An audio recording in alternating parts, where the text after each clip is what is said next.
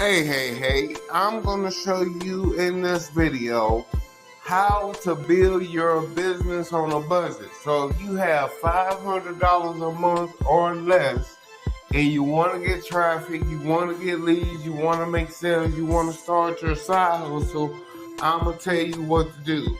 It goes back to something I learned from my mentor way back in like 2009.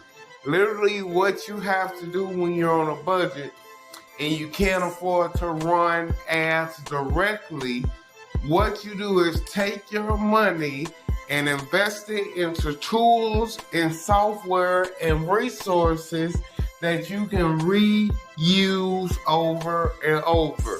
So for an example, I'm doing pretty good with getting followers on TikTok, but it's not because I'm running ads, it's because I found a resource that I can use over and over.